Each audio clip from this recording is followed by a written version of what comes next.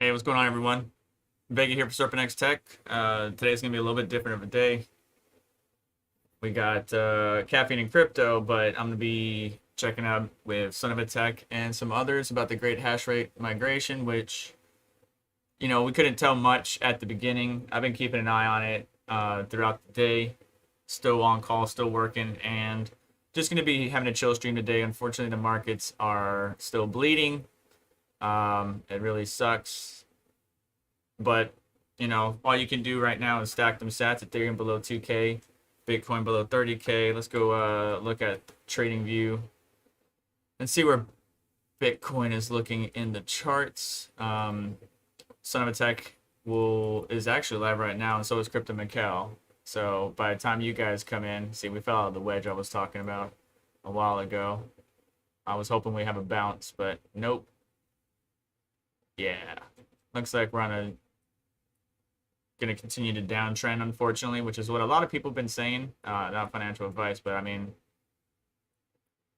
was that the bounce? Was that the bottom? A lot of people say no. There was obviously a lot of selling volume, not a lot of buying volume. So I think there's still going to be some more pain to be felt in this market, unfortunately. I know some people are over at Crypto Macau. A lot of them are over at SonofATech. Basically tripping, stop by. Nice. On his stream. 900 bucks basically. Have a good weekend, my dude. Lunch on us. Nice. Good job. So it's not a panic moment for me, honestly. It's not a panic moment for me. It's a just hang tight, just chill, keep stacking them sats, keep mining. Get some exposure into the market. This is great discounts for various cryptocurrency assets. Not all. I'm not going to talk about UST. I'm not going to talk about Terra Luna. All I can tell you is that a lot of my friends that spend thousands, maybe tens of thousands in cryptocurrency, especially in Luna, lost money. One of my friends, I was just talking to him, and lost some thousands in it, but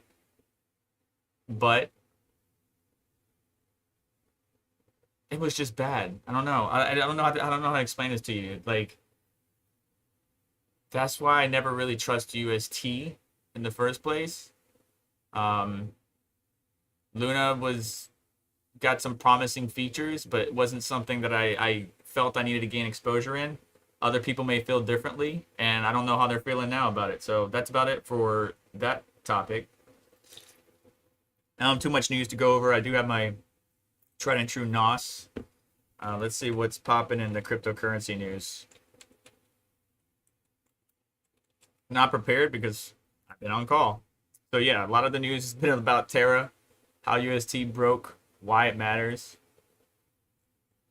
It's absolutely an S show. I don't curse on the stream, but yeah. From my understanding, a hedge fund broker, whatever, made 900 million off of doing what they did, but unfortunately, it took this particular project down pretty good. I mean, we're talking, yeah, like 1 week ago, Luna was around $82. I think it peaked at about like 113. Now it's less than 1 cent. Like, it's sad. Stable coin backed by Costco, hot dogs, and Pepsi. Yeah. So that sucks. But anyways, we're more focused about like the great hash rate migration to see how things are going. SonofATech is talking about it, and so we're gonna get into it in just a moment with them. I'm just gonna pull up some charts while we listen to him go. Crypto such Bitcoin, stablecoins plunge. Luna crashes. Luna the founder's wife under emergency protection after crypto market death spiral. Ooh. Hacker stole his entire 165K crypto account. The FBI says it can't help him.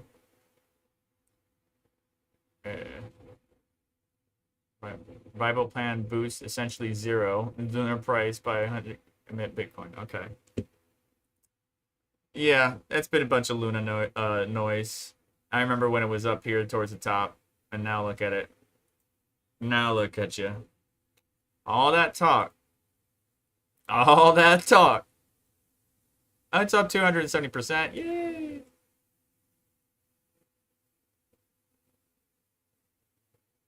That's funny. That's not funny, but it's funny.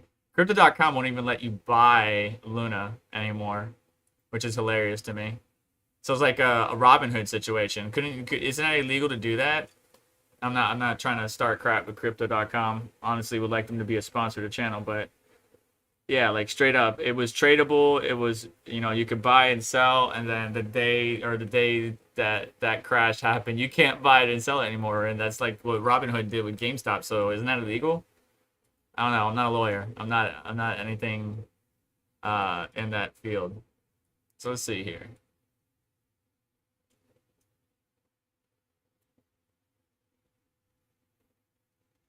All right, I'm gonna turn his volume on so we can listen to him. See too much different. You can see the initial spikes, right? So here you can see the spike up to 16 terahash. If we went to Flux, his audio is going to be delayed because I'm actually in him. You can see. I'm in there with well, Discord, you can't see it right now because the chart got messed up from whatever this was, which I was looking into yesterday, but I didn't find it. Aeon, I think you can see it because you saw Red Pandas come online. No, you can't see it on Aeon. Difficulty drop down. That's not bad. 15.15. Oh, Ryo and Cero probably would be some that I missed. Ryo, there was a spike and then just right back dipped down. And then Cero, which I know Super Zero, a lot of people tried to move to. So you can see here that there was a pump up in Cero from like 50, was it like 57 gigahash to like 71 gigahash. So, but on the 7-day history, it had hit that before. People had been already trying to test this out for profitability. I saw a lot of what I was watching yesterday. I saw a lot of nice hash marketplace buying of hash rate. That's what I saw. One of the things moving forward that that I think we do work on, and that's going to be working on HiveOS scheduling to where all of us just basically schedule the same time if we're going to be moving to a separate coin. The caveats that we're going to run into obviously are, cards and rigs that don't run good on specific algorithms. I think the big ones obviously are going to be like Flux, where, moving your Polaris GPUs there isn't going to be great. But we don't necessarily have to move everything, I suppose. And like I said, I want to get more of the community's information on it. So I am going to bring Serpent. I'm going to unmute here, bring Serpent in and chat with him, Vega, and then get his thoughts and see. I'm definitely. You guys go subscribe to Bitsby Trippin', the mining OG, my friends. Yeah, did you see that? He dropped the 99 in the house. Did you see that? He dropped the 99.99 on you. I did. I just was acknowledging it and saying thanks. So that was pretty cool. So Serpent, like I was saying, I don't know if you've been watching the stream or listening at all. Part of what I'm seeing is not too much of any sort of discernible data, right? So because we see, of course, Ethereum typically go through similar network hash rate changes in the past, right?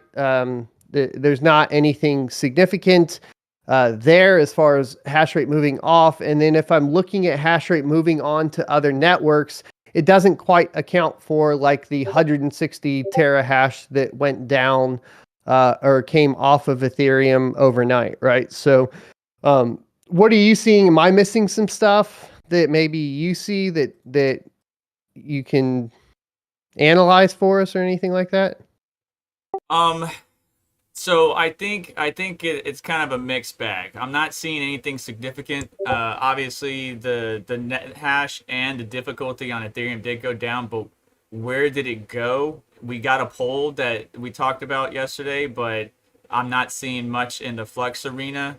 I know a lot of people were talking about Ergo. So as far as looking at the hash rate, the difficulty, and the various networks, honestly, I think we need longer than 24 hours. So I would agree with what you mentioned yesterday to me was we need plan another time to do this so we could get some more long-term data. We got to do it longer than 24 hours to really see how things pan out. But yeah, Flux, I mean, there was a dip down. It's almost like people got off of Flux, but it also could be, uh, you know, the net hash for Ethereum that I was seeing yesterday was that people on Nice Hash Marketplace, while we were doing this, were buying hash power, Right. spiking it, and then it would drop again, and then the next order would kick in, spiking it.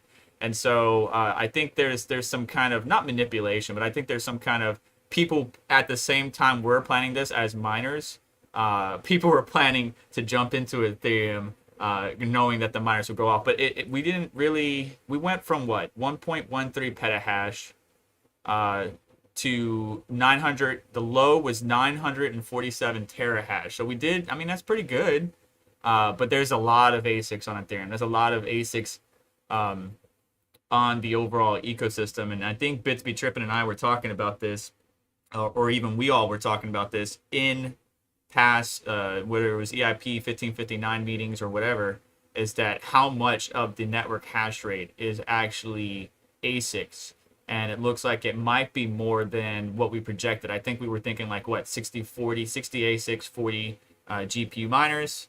And I'm thinking more now like 75% ASICs and 25% GPU miners. Because most of the GPU miners prior to this have already moved to other cryptocurrency assets. A lot of people are already mining Flux, Ergo, Raven Coin, Ethereum Classic, because again, it's the easiest to switch to, but no discernible data we could pull from this short time scale. We need something on a longer time scale.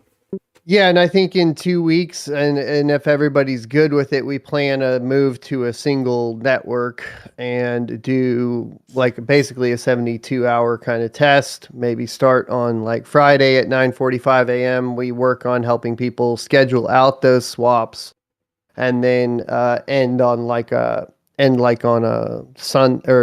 on Sunday. That way, everybody has the weekend to make sure that their rigs are ready to go for the week. The problem there, obviously, that is going to hurt revenue for a lot of people on that point. But in 2 weeks, too, where does the difficulty sit on Ethereum? Does it become a moot point, right? Do the ASICs just basically run the network? None of the GPUs can compete because at that point, we start having realized effects on network difficulty from the bomb. I mean, that's definitely a variable in the grand scheme of things, because depending upon the difficulty, that's going to throw a wrench in our plans.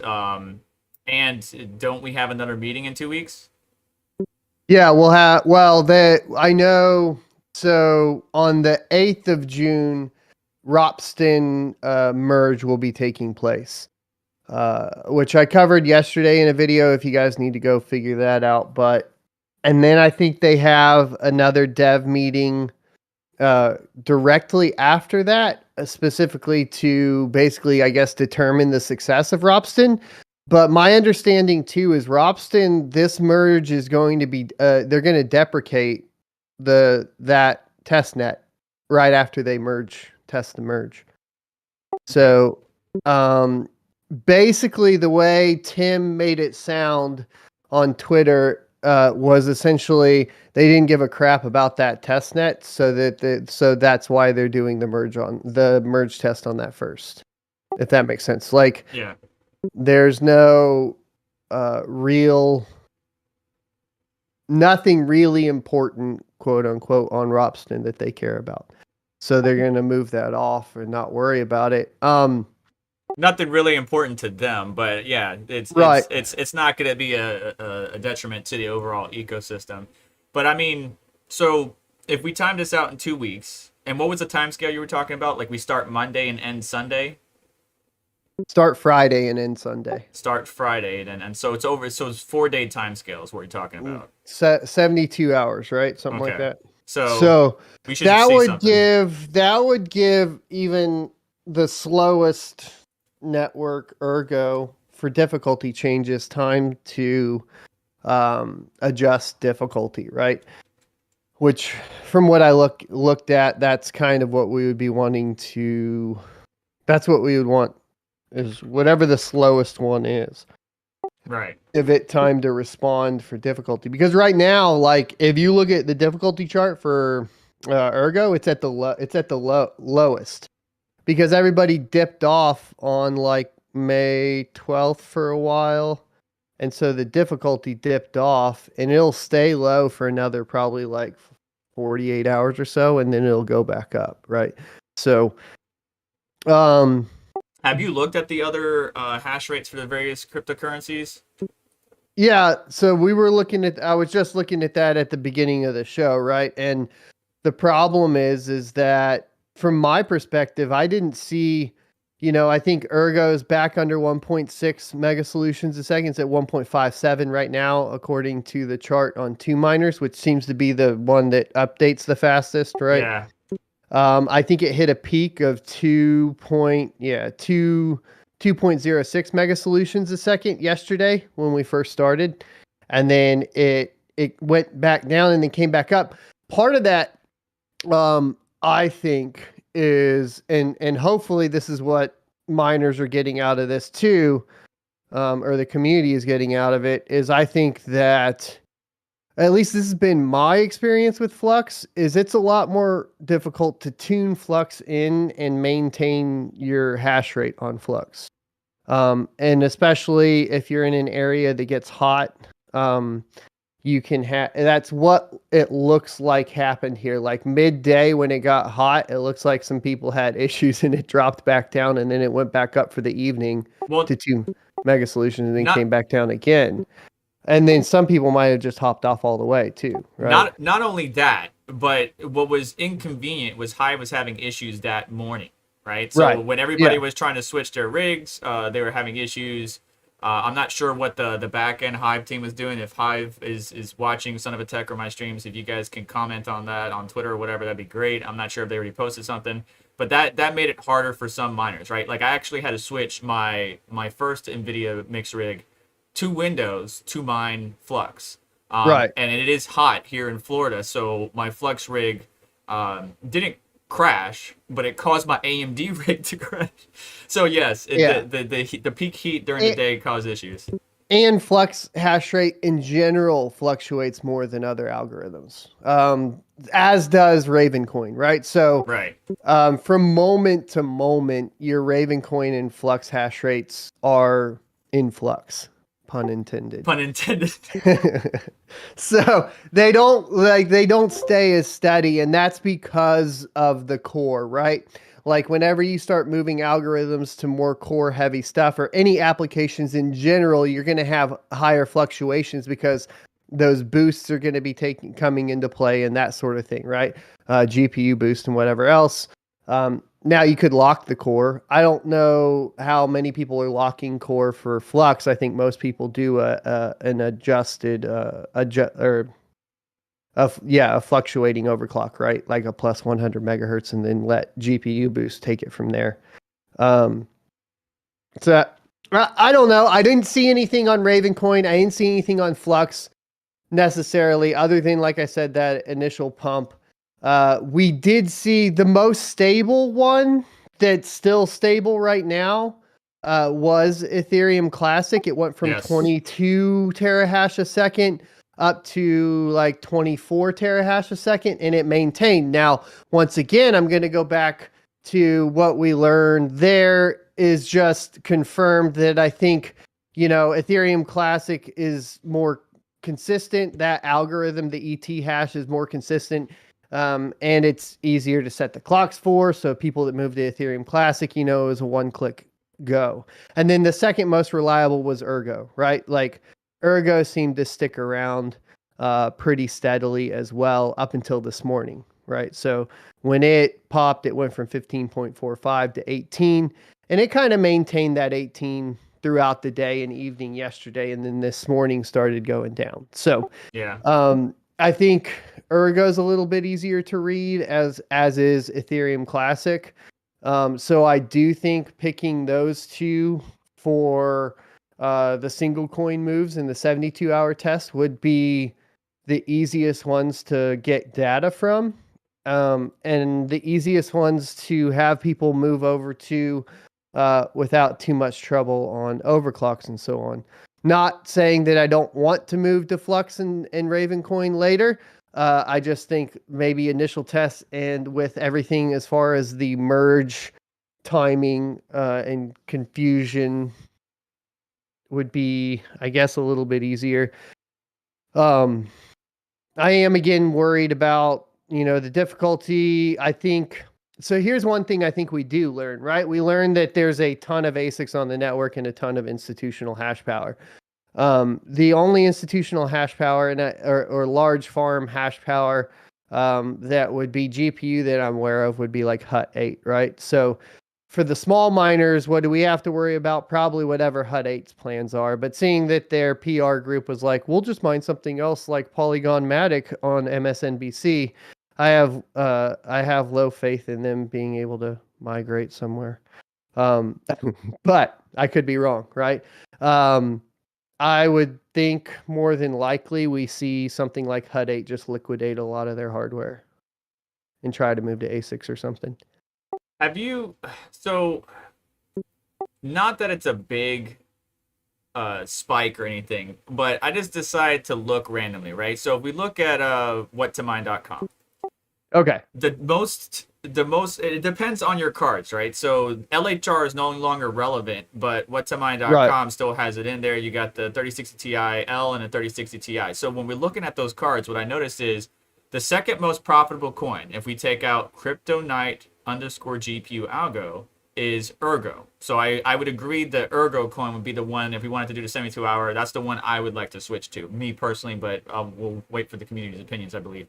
But Equilibra, which fluctuates in the top 5 from time to time, and some of the other Crypto Knight _GPU algo coins did get a little spike. It actually went from 1.8, 1.72 kilohash, which isn't much, spiked up to about 3 kilohash, and it is still staying around 2.3. So I'm not sure if some people, because we didn't say let's go to a coin. We said go to whatever coin you want. And so it could be that a lot of the GPU miners went to whattomine.com, saw, hey, Equilibra is the second most profitable at that time, and then switch. But yeah, you're 100% the data of what we got. I can't see anything on Flux. I can't see anything on Ravencoin. Whattomine data, did that even show anything over the past 24 hours? I don't think so. Well, it showed the dip in Ethereum profitability. I mean, did NiceHash take it over last night? Yeah, NiceHash was pretty much slamming it. We hit all-time highs on Ethereum difficulty and Ethereum hash rate yesterday. I think we hit it 1.15 at one point petahash. So that's where buying power on the marketplace comes in. Yeah, on a spike, and then it dipped back down, and then, I mean, like it's relevant to note that like I did have like people in the comments being like, it obviously didn't have any impact because my profitability on Ethereum is down. Now, the thing they're missing out on there though too is that we're doing this because that's going to be happening right now. Like, it's a little funny because the fact of the matter is that regardless, we could get every single GPU miner, including Hut 8, to move off of Ethereum, and the profitability is going to keep going down on Ethereum. Yeah. I mean, it's going down anyway, so I don't understand why they equate that to what we did. Right. So, and that's because now we have artificial difficulty in play. That's what we have at play, right? We have artificial difficulty increase at play at this point. It's going to get worse, I think, in 2 weeks. And see, that's what I'm thinking too, is I think the migrations might not even be, I don't know, like, they might not even be necessary just because by nature, I think people are going to be jumping off. I think we're going to see a lot of migrating. GPU miners are going to be jumping off. I think the good news though that we do learn is that here's what we do learn. We do learn that there's a ton of ASICs on Ethereum. And that means that for the GPU miners, that's good news. because we're going to have a ton more options, right? The option that looks the sketchiest, though, is going to be Ethereum Classic, I think, because this does look like a potential of like 750 to 900 terahash going from Ethereum to Ethereum Classic post merge. Yeah, and that could be a potential problem for the Ethereum Classic team network ecosystem. I'm also concerned that the miners, when we did this 24-hour swing, you guys, and I'm not sure how many are watching, but you guys are putting a lot of your hash on a singular pool, and we don't want to be anywhere near 50% or above net hash on a singular pool. Please. I think it depends on the project itself. And I agree with you, but like, just to be fair, like Flux, for example, isn't going to have as much of an issue with that. Right, because you have some of that consensus mechanism being pushed through the nodes.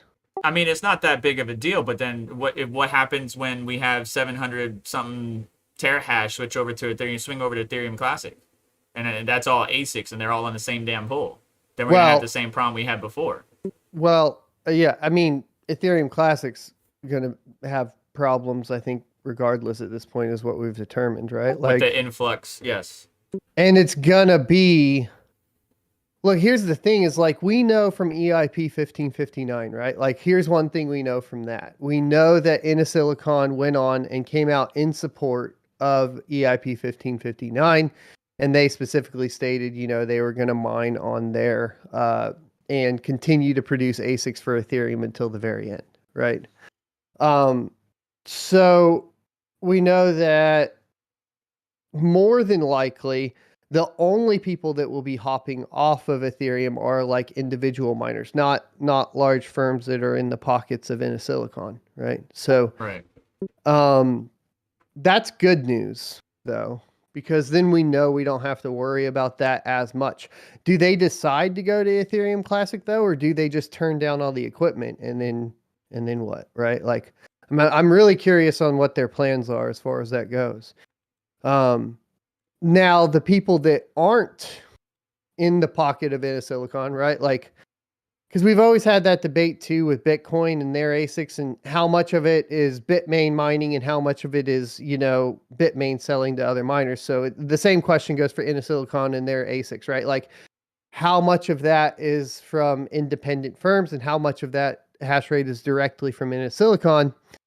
And then, are those firms going to try to continue, or are they just going to shut down the miners? Or will they try to hit Ethereum Classic for a little bit, right? I think they're going to pivot.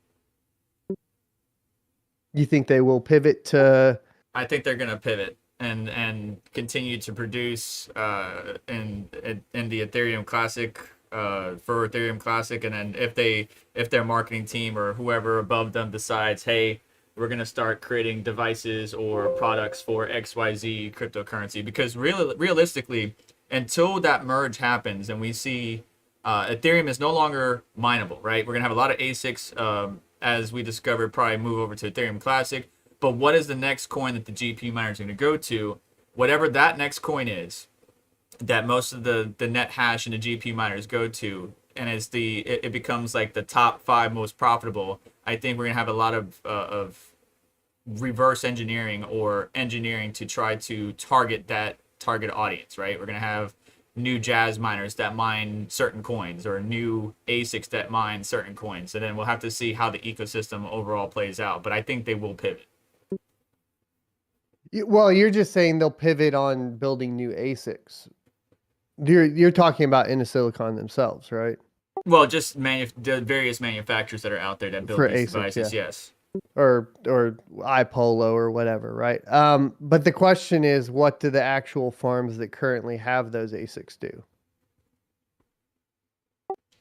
Well, what's the easiest thing for them to go to? So besides Ethereum Classic, I mean, maybe they'll sell their hardware and then switch to something else. Because I could see a lot of these farms, honestly, and this is just my opinion, I could see a lot of these farms that have been mining Ethereum consistently for probably years, that have all of this Ethereum, all this capital, just sell their ASICs at at cost or whatever, because the market is obviously down compared to when they bought the ASICs, or it might be up and they get to make double the profit on their hardware than when they originally bought it, and then becoming a validator, right? So now they start participating in the proof of stake ecosystem, and Right.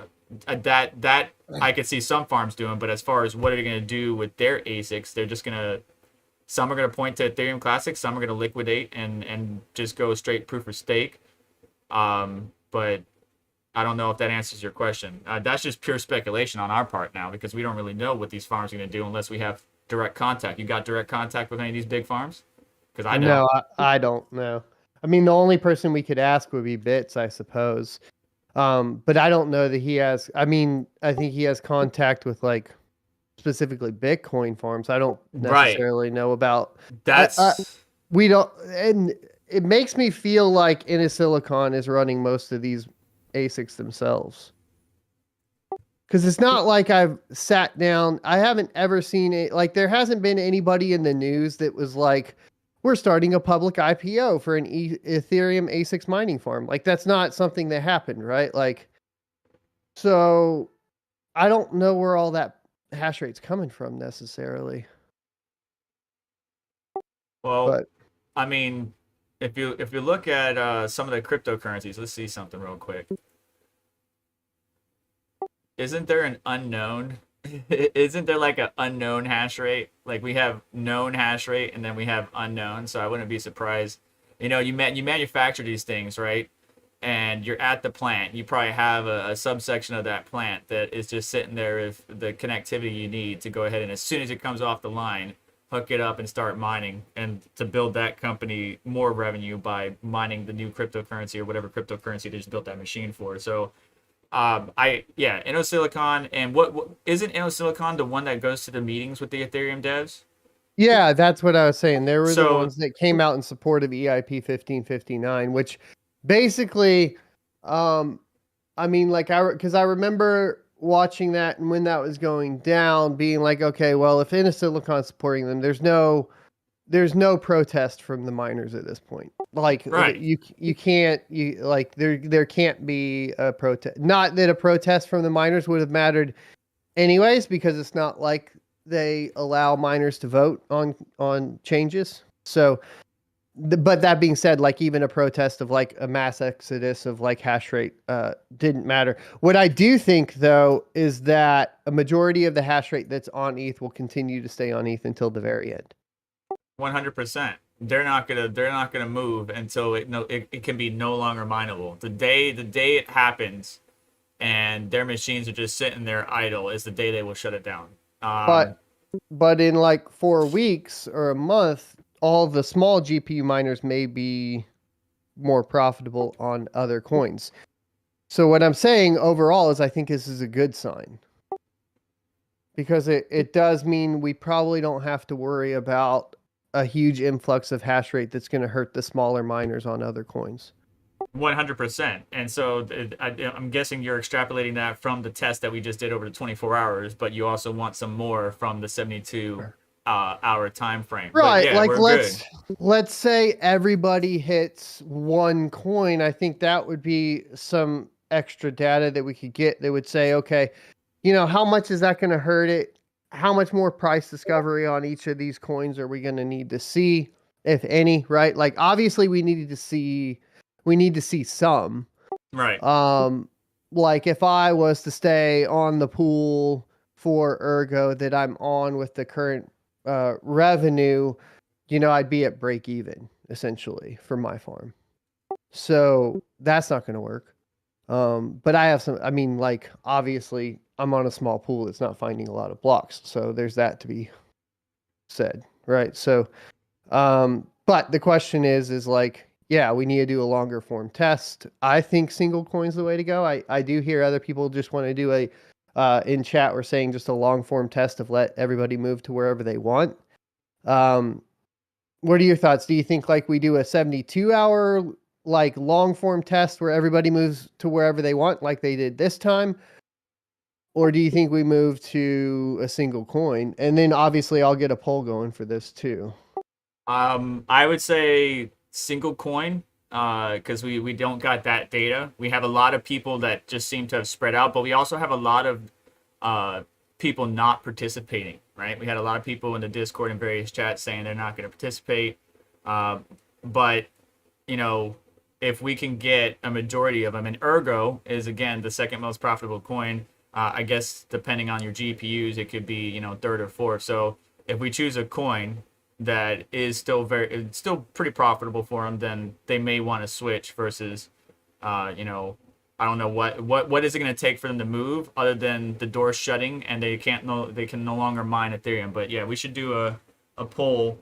I would say Ergo and a 72-hour test would be I good did data. the 72-hour test, single coin or multi first, and then I'll ask which coin. I think the first ones should be either.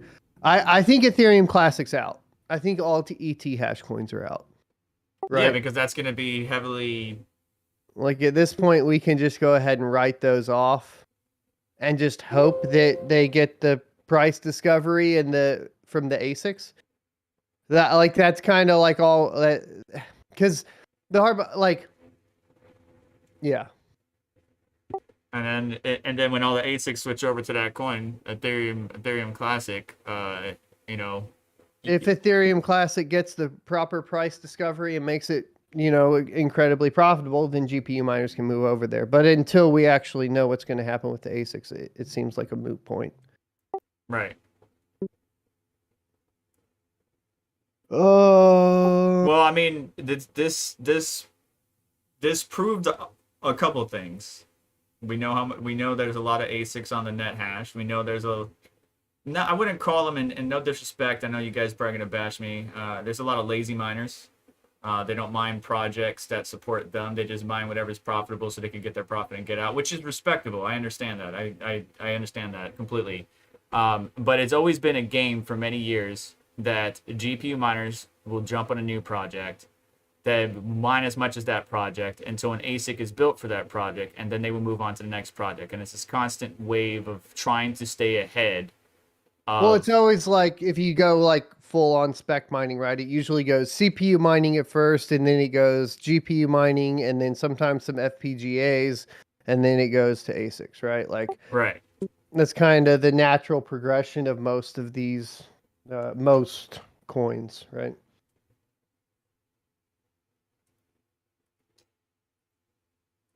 Bill B says, that's SonofATech, you're talking about at least 5 terahash moving to a coin. What information are you looking for? Well, at that point, we're looking for difficulty increase and revenue decrease, right? Like, we're looking for essentially, well, that and network stability too, right? Right. So the other thing that you have to take into account is like, this is also giving pool ops, like a lot of these pools for like the small coins, etc. They're not necessarily established pools, like other than two miners, right? Where I mean, they're going to have Ergo or whatever, but other than like two miners who's like established or something along those lines, like a lot of these pools are new pools, kind of fresh, pool ops, and they could use the practice as well too. So, what we're doing is just helping each individual coin out. Then we're gathering data as far as like what's feasible, because what will inevitably happen, right, is that everybody's going to go to what to mine. They're going to look for what's most profitable, right? And then they're going to decide to all move there. And everybody's going to move to the same coin because they're not like, we typically don't have, outside of like really seasoned miners, you don't have people trying to experiment and play with anything outside of what to mine, right? To Vega's point, which is going to mean that inevitably, like if Ergo is the one that's number one at the top, we're also providing them a stress test, essentially. Which they definitely need prior to, and this is one of the biggest points that I wanted to talk about is what would happen with the influx of miners on said coin Can the network handle it? Obviously, for the 24-hour tests, the answer is yes. Hive obviously was having issues, but that's not the pool. So a 72-hour test and a huge influx in hash rate on Ergo would be some good data, not only for Ergo and their team and the pool operators, but also for us miners. And then I know people are talking about Firo. That's the reason Firo would be relevant is because of its, I suppose, its profitability on Polaris. No, because isn't its profitability really bad because the power consumption? So on AMD cards, let me take a look. On certain AMD cards, it's up there. Yeah, so it's number 4. If you had a rig of 6600 XTs, it's number 4, making you about $3.32 a day, but only $1.74 in electric. So depending on the card, depending on your tuning, because remember, what to mine and all of these calculators are just rough estimations. It's up to you, the end user, the miner, to tune your GPUs and your configuration for your setup, your environment, where you're located. But yes, Firo is profitable, more profitable on AMD. It is in the top 10 for Nvidia. And by the way, guys, I shameless plug. I do a series every month of what is the most profitable cryptocurrency to mine. But we look at the past data to help us draw conclusions on what we should be considering mining in the future. Ethereum is eventually going to get off of that, and then we're going to have these coins to go for. So if you haven't checked that out, I do that monthly on my channel, SonofATech. But yes, to answer your point, Firo is profitable on AMD type GPUs. But they're not as profitable on Nvidia GPUs, so we have the same problem that we would have on Flux, just in reverse. Right. Ergo on, say, the same rig, that Firo is only a few places higher. You're $2.68, $1.52 in electric. Now, again, I know, you're not making buku money. You're losing some profitability because you switched off of Ethereum. But this data would be very nice to see, or this will be very nice to see over the 72-hour time scale. So participation is not required, but it would be nice if you guys could do that.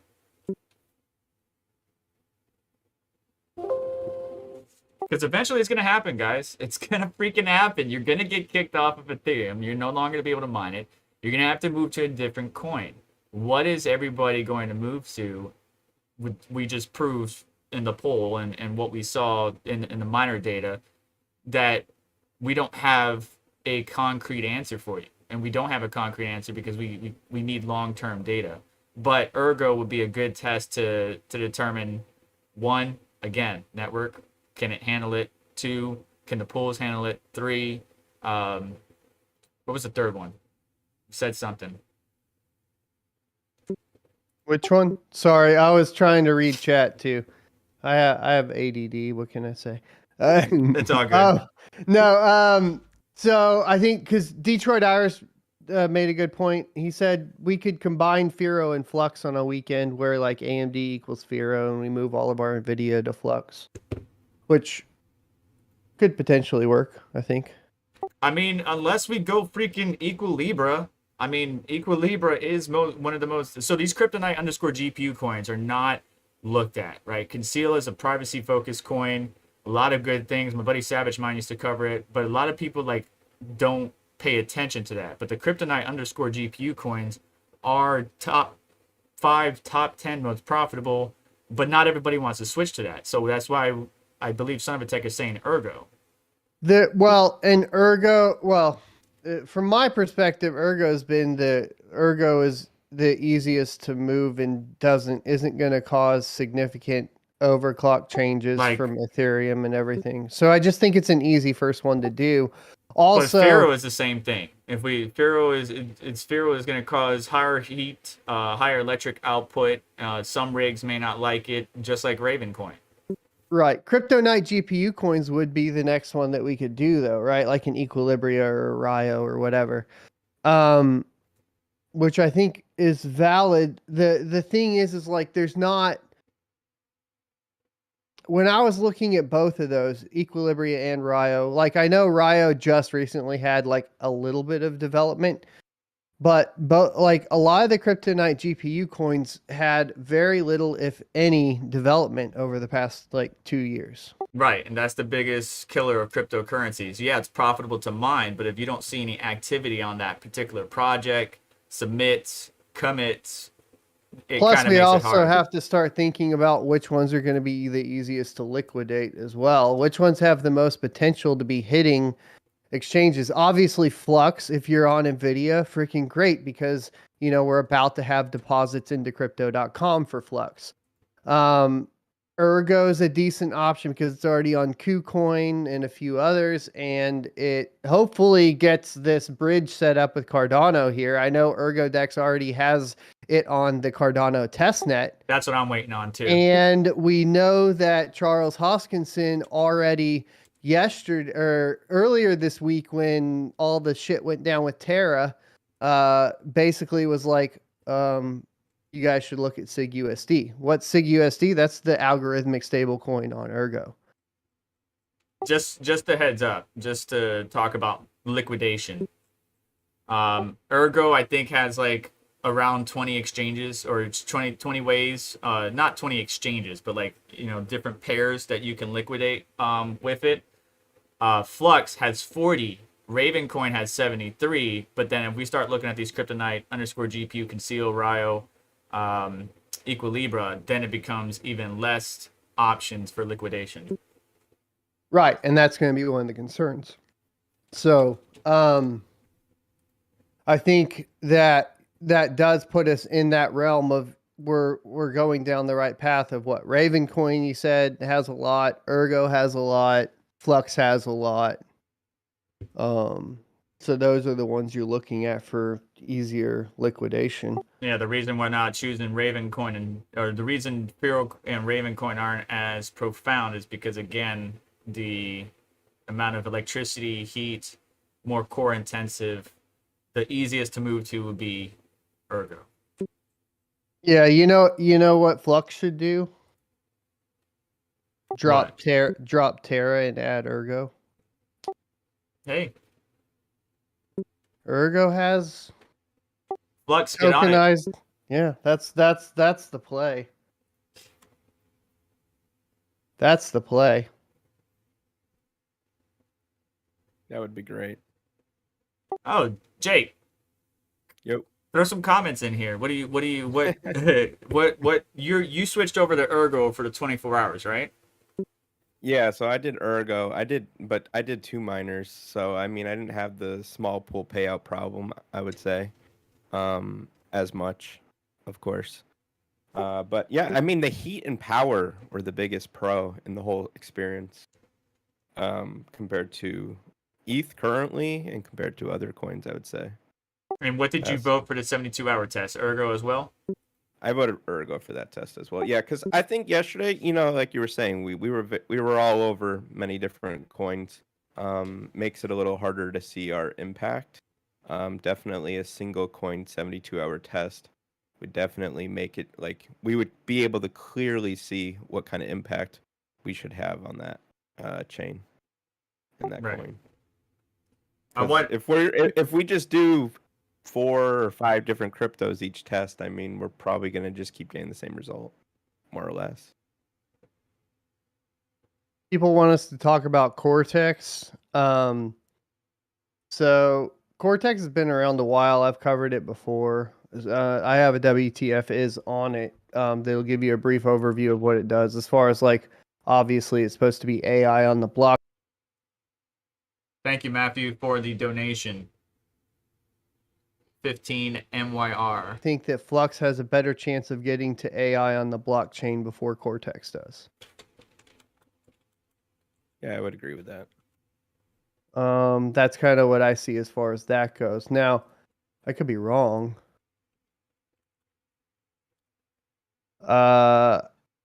What does their roadmap look like? Has anything even updated on Cortex from last year when I covered them? Not that I'm aware of. I think there was some marketing play, but as far as like updates to the ecosystem, let me see. I don't think I've seen much from their devs.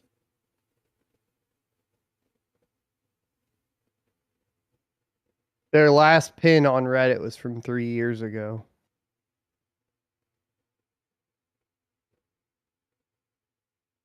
So then I guess the next question is with Cortex. Where do you liquidate Cortex right now? Liquidating Cortex. So You Binance, got Binance, Bithumb, yeah, Haibu, OKX, MX. So they got like 20 different pairs that you can utilize, but I guess you could say maybe 7 to 10 exchanges overall. Total 24-hour volume is what, 5 million. So You got Mexi. Yeah, you got 20. But the total volume's pretty small. yeah, compared to some of the other coins, yes. It's But you ranked do have- 619 on CoinMarketCap.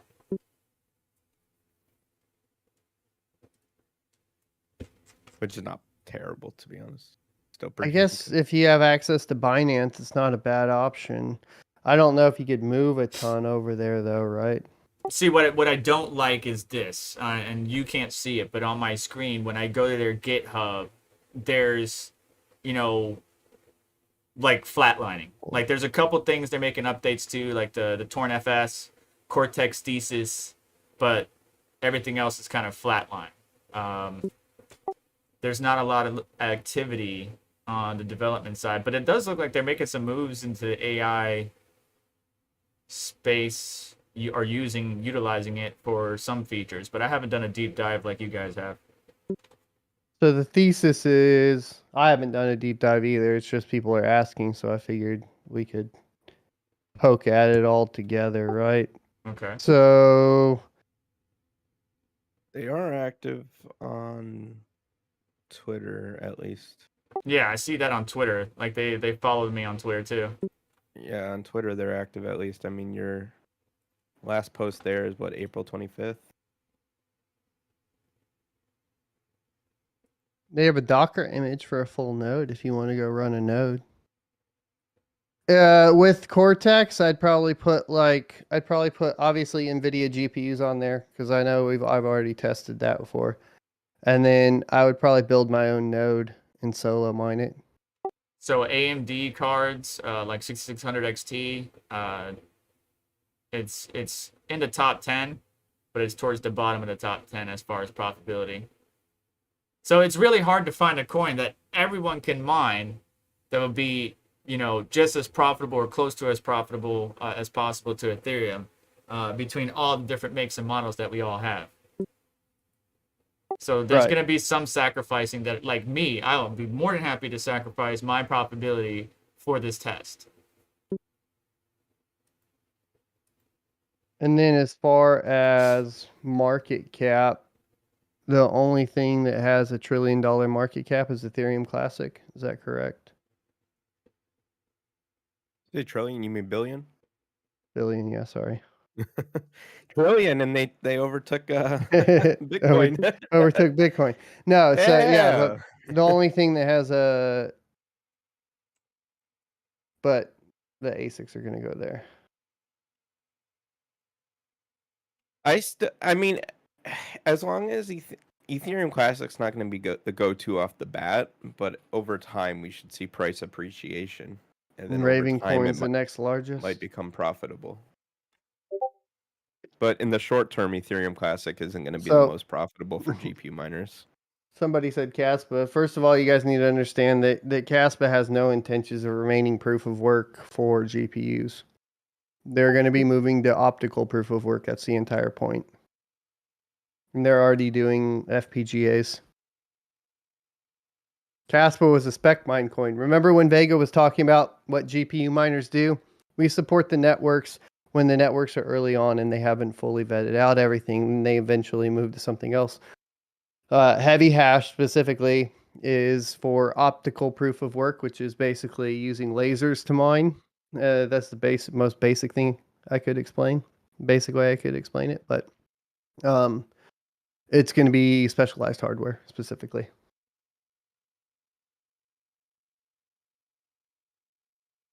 So February 11th, Cortex 2.0 is rolling out testnet to test layer 2 expansion, ZK Matrix. in an effort to scale on-chain transactions, achieve accuracy and privacy of on-chain AI results. So I mean, but let me not to spread FUD or anything. I like to support projects that support the miners. Unfortunately, I understand that most of the world is not proof of work. It's over to proof of stake. I just like proof of work, right? I like the participation. I like the decentralization.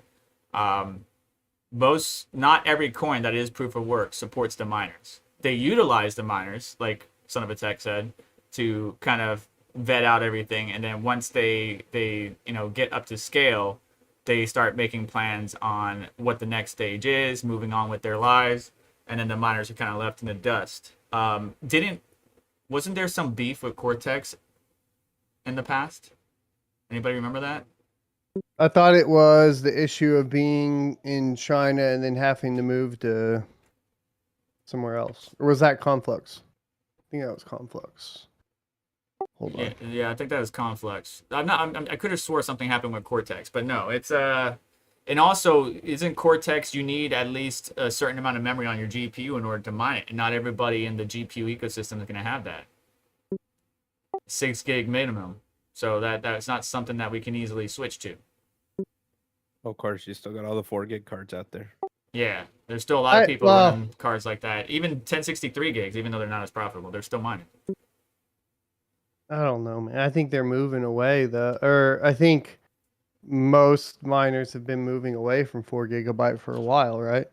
I think a lot of miners too sold their 4 gigs when the prices were high. Yeah, but now the 9-year-old that bought their 4 gig cards is wanting to participate with us. And at least the way I've seen it, a lot of those people are buying for gaming too. But it's still only Cortex that you have to worry about there. Right. How much of the hash rate just goes straight to NiceHash too? Well, NiceHash is going to be a good decent bit because they're going to pick a new algo, right? Or just stick with ET hash, and then people will be renting it for Ethereum Classic. Yeah. But I mean, NiceHash added a couple more coins that you can now like rent hash for. I do believe, too. Do you know the names of them? So there's Zhash, Kaku 31, Kaku 32, Neoscript. Octopus, RandomX, Beam, Kaku Cycle. NiceHash. There's Zelhash on there still, and Autolycos, which is Ergo. Kapal, Ravencoin, ETHash. But what is the new coins you were talking about? Or at least I know they were speaking of. I'm going to wrap it up here because you're going to be going live on yours anyways in 9 minutes, right? Vega? No, I went live with you, buddy. We're good. Oh, I thought you were going. We could go ahead and wrap it up. I am going to wrap it up because I'm going to go to, there's like a kids meet cops day or whatever. So my son wants to go. So I'm going to go take him to that. Good. And then you guys continue doing what you all do. I think the plan is right now, wrapping up, we are going to schedule we're going to schedule a migration to Ergo. Everybody's going to move to Ergo, all of their cards, AMD and Nvidia, in 2 weeks from yesterday, which is going to be on May 27th. I will update the Discord with the next event. Feel free to move off of whatever coin you were moving on right now and go back to Ethereum. And get that revenue to pay your power bills and your rent and buy some more graphics cards, and we will schedule that up for 27th. So the 27th, which will be a Friday, 9:45 a.m. Central, 10:45 a.m. Eastern, and we'll move to Ergo and see what happens. Thanks everybody for all the support. Hit the like button, subscribe, comment, notification. Go follow Jake Tech Bytes. Hopefully we can get a link for his in YouTube. And then definitely go follow Vega as well, who's live right now. Let me get his up. Let me link you guys over there. Are you going to stay live, Vega? Yeah, I'm going to stay live for a few more minutes, wrap it up, final conclusions. But yeah, post that on the Discord and we'll chat in there. All right. I'm going to link you guys over to Mr. Vega. And you guys can go hit the like there and support another cryptocurrency mining YouTuber. There you go.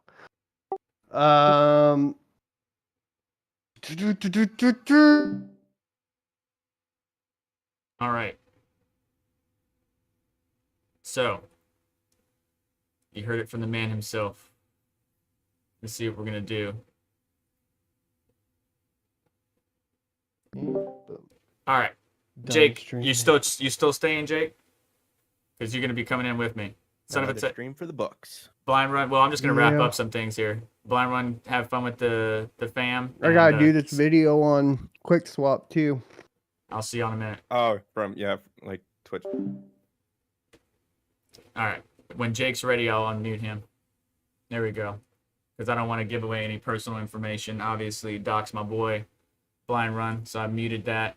So yeah, I mean, it's not a normal Caffeine in Crypto. We didn't go over too much news. Basically, much of the news this week has been about Terra, what's going on with UST, if you don't already know about what's going on. And yeah, so Jake, I had a deafen because I didn't want SonofATech or Blind Run to give any PMI or personal information, so I muted the channel real quick. We're live on my channel still, and I'm just wrapping up. But basically, guys, most of the news has been about Terra USDT, and it's so bad that I don't want to talk about it anymore. I'm tired of talking about it. All my friends hit me up, the people that lost money. I don't want to talk about it anymore. So it's just a crazy situation. Unfortunately, if you're one of the few that was in Luna and got the shaft, my apologies. But this is why you should really vet the coins. And a lot of people right now, especially retail investors, are just looking for that coin that they can turn into a millionaire. And it's not going to work that way. Like I know some people got lucky. I know some people still are getting lucky, but like you're playing with your life savings here, and you shouldn't be doing that. You should be dollar cost averaging, and you should be investing in assets that you believe in and that have some structure behind it, not financial advice, but just common sense, guys. So anyways, that was what most of the news was. I wanted to talk more about the great, hash rate migration, and we'll see how the next 2 weeks or, what happens in the next 2 weeks and what's going on. But Jake, do you have any? So my Caffeine and Crypto show, I usually go over news. All right. I'll talk to you later, buddy. Yeah, talk to you later. Take it easy. Take it easy. All right, disconnect from that. So no points there for him. So yeah, you guys keep surviving. This is not my first bear market. So this is not my first rodeo. I was mining through multiple bear markets. Why does the chart stop here? I was mining to multiple bear markets, right? This is one of the toughest ones that I've ever dealt with in my life, right there. And that was when Bitcoin was around 32K and the rest of the market was down. But I was continuing to stack those sats, obviously not investing more than I can afford to lose, and also mining as much as possible. Don't play into the FUD. Continue to mine the cryptocurrency you love and support, and everything will be just fine, guys. Everything will be just fine. I'd be super interested to see eventually when Ethereum becomes no longer mineable, what it would switch to. But I'd be interested to see that test for Ergo. So I'm going to get ready to wrap up. If there's any questions, comments, concerns, I'm not an expert in everything. I just know a little bit. I share my content. I'm not always right. You guys are awesome because you always provide good, useful information. You link. If I'm wrong, you cite sources and you tell me, Vega, you're an idiot. Here's why you're an idiot, and I appreciate that. Don't call me an idiot, but not give me any useful or constructive criticism. I appreciate the people that do. So we'll see how things pan out. Why do you keep doing it? Get out of here. We'll see how things pan out. The chart's way up there, and I can't get to it. There we go. Let's refresh this. So SerpentX Tech, do you see any scenario under which ETH could fork before the merge? Yes. So, we have like kind of a timetable and an idea for when the merge might happen. SonofATech provided that to us. However, at any point in time between then and now, there's a possibility. There's a heavy possibility that they could just push it through. Am I concerned about it? No. I would say the ETH devs and the team doing Ethereum or managing Ethereum is going to do what's best for them, hell or high water. And so we'll probably get the shaft on that. But a lot of miners are just going to continue to mine it, kind of like what SonofATech was talking about with ASIC farms, right? Big operations are going to mine it until the brakes fall off. Some GPU miners are going to do the exact same. They're going to get as much Ethereum as possible before it happens, even as the difficulty continues to rise. But I think we may actually see, even though we have a timeline, I think we may actually see the timeline escalate. And what I mean by that is, as we get closer to the supposed merge date, we may actually fork ahead of time, but we'll see. Yeah, it's all good, Jake. I muted myself and I was talking to you, but I forgot to unmute myself. That was my bad. But yeah, I mean, all in all, it's a rough time for everybody. But as GPU miners, here's the cool thing. Let me bring you guys in for this heart to heart. Here's the cool thing. Way back in the day, Buddy invested heavily into Litecoin. Litecoin had the 2017 pump, crashed heavily. And he didn't take his profits because he thought it was going to go higher. And I instead invested my money into cryptocurrency mining, right? So I've been consistently accumulating GPUs over time and consistently accumulating different cryptocurrencies over time. While, yeah, you could buy, so why would you mine? You just buy this cryptocurrency and just hold. Yeah, that strategy might work, but the amount you spent to get that and the chances of you missing the top are higher than me taking profits. Like, I could take profits whenever I want, and I could take profits in percentages, so can you, but I'm mining it, so that I'm only spending electricity. Over time, all I'm spending is electricity. And you know what, that's a good question. How much electricity cost do I have over the years? That's something I need to look at. I don't know if I can go that far back as far as my electric bill, but that's very interesting. So the point being is my friend lost out, and instead of investing in mining rigs like I advised him to, I invested in mining rigs, and I'm still up while he sold at a loss. So I would just continue to mine the cryptocurrency, the Fear and Greed Index. What is it called? Fear and Greed Index. Alternative.me. Look at this, guys. We're in extreme fear. That's crazy. And we've been fearful for the longest time. So right now, while the market's afraid, that's honestly, and not financial advice, it's honestly the best time for you to be accumulating.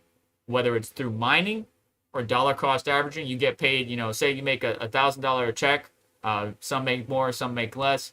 You take $10, $20 from that check and you buy some Bitcoin, or you buy some Ethereum, or you buy some whatever. Doing it that way is going to be the best way for you to accumulate those assets for the chance that, when they pump, you might do good. But don't go looking for the S coins that are way at the bottom because, they're like 0.00001 of a penny. And you say, hey, I want to make my millions. I want to be rich like these guys are. I don't recommend targeting those coins because there's a high chance you're going to lose out. And a lot of my friends are doing that despite my recommendations, and they're losing out.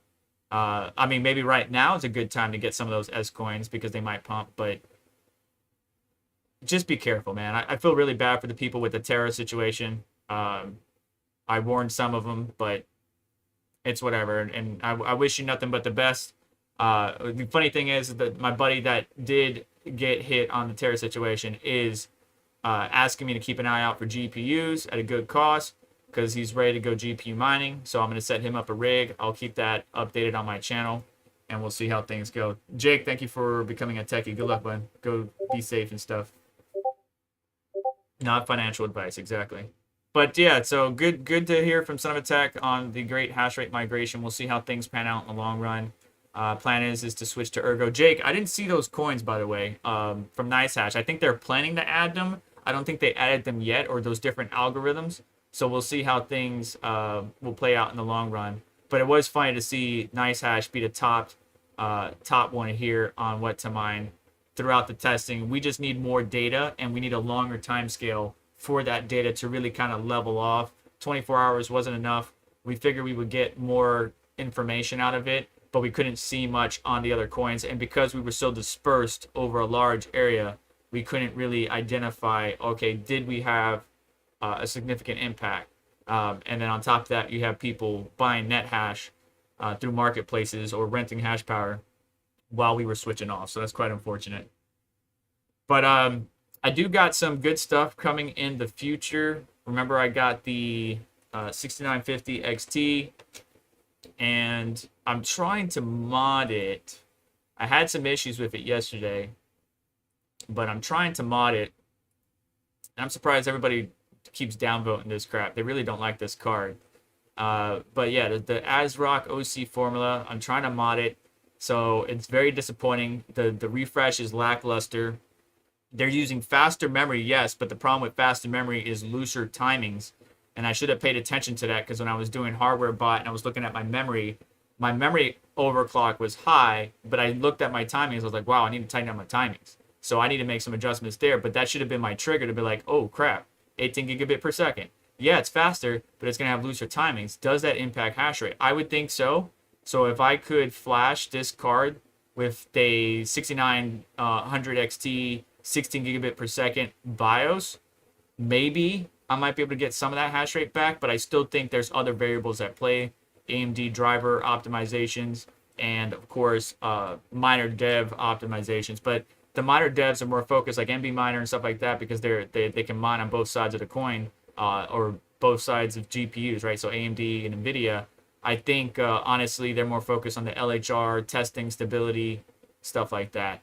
So I'm not really too concerned about it. It just sucks that this card's only getting 56 mega hash on Ethereum, about 35, 37 depending on Raven coin, even at high power draw. Flux 55.1. I'll do a summary video for y'all. And then Ergo is 110 mega hash. So lackluster, very disappointing. We'll see how things go. But do me a favor, on the way out, guys, hit the like button. Please make sure to get subscribed. Check out hit the notification bell to stay up to date. Check out the links in the description to where you can pick up some merch from dojlord.com, like this shirt, get involved mine crypto, and help support the channel. I will be catching you guys and keeping you up to date as much as possible. Last question here. Is there any way to create a file where you can all input your results on each test we do every 2 weeks, pool, profit, loss, etc.? Thanks. Post that question in the great hash rate migration Discord. I'm sure it could be set up. It would have to be a shared, like Google Docs, Excel type thing. Pool, profit, loss, etc. Yeah. Put that in the great hash rate migration, and we'll see how things go. But yeah, thank you so much for watching, guys. I will catch you later. I got some family stuff I need to take care of as well. Thank you for your support of the crypto mining fam throughout the world. I wish you nothing but the best. Be safe out there. Take care, and I will catch you next one.